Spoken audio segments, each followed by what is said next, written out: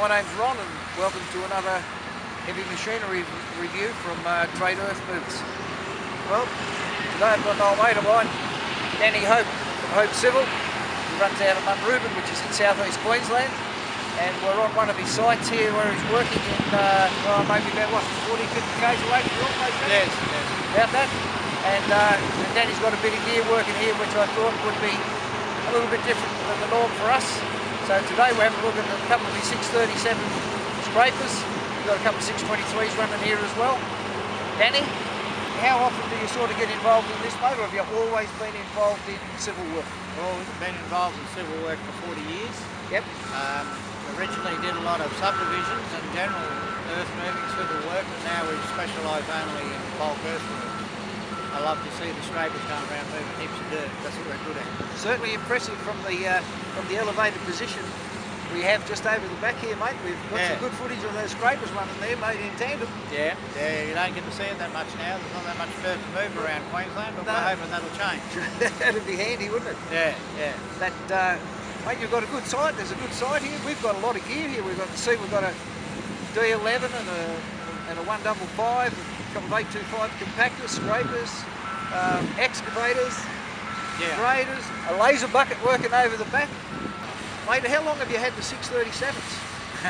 Long time now. Started probably about 1990 was my first one, which is still running around here today. Yep. She's an old girl, but a good girl. It's a 1978 model, actually. One thing about those cats, mate, you can just keep rebuilding them. Yeah, that's right. I see with those twin power, we've got an engine at the front, and they're both cat engines. I think one runs around about that 500 horsepower at the front, roughly. 500 at the front, 250 at the back. Yeah. So that runs 750 horsepower. So when you're running tandem, that means that the scrapers will butt up to each other, front to back. One pulls and the other one pushes, and you push, and you end up finding you've got one scraper will only load at one time in some conditions. So that gives you 1,500 horsepower to fill your bowl.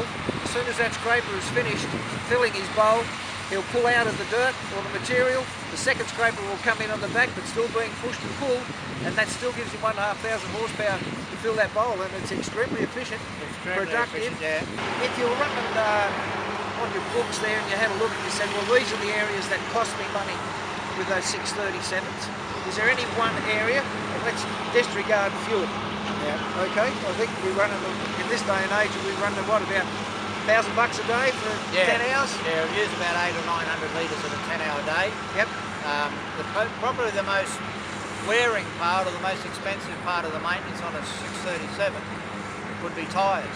Yes. Tyres you can pay, well, I've paid $18,000 each for Michelin tyres, and you get a bad operator, he can spin tyres and cut them up pretty bad. We tried to not let that happen by having good operators. Well, the other thing too, not only with the scraper operators, you know, and that's a must in your position, but also you hope that whoever's engaged the dozer and the dozer operator in there also runs a nice tidy pit. Yeah. Because you'll see when you rinse, you can run back over some of that rougher stuff and brush it up a little bit more and take those sharp edges off with his tracks. Well, there's fellas on those scrapers now that are older than me, so I don't know what they are. Danny, come on, we're trying to run a legitimate show here, Danny. Yeah, sorry. Well, mate, Danny, Hope Civil, thanks very much for letting us on the site. You're welcome. And letting the viewers have a bit of a look, see what actually is a bit behind the scenes, and of course the guy that owns it. Thanks very much. Cheers.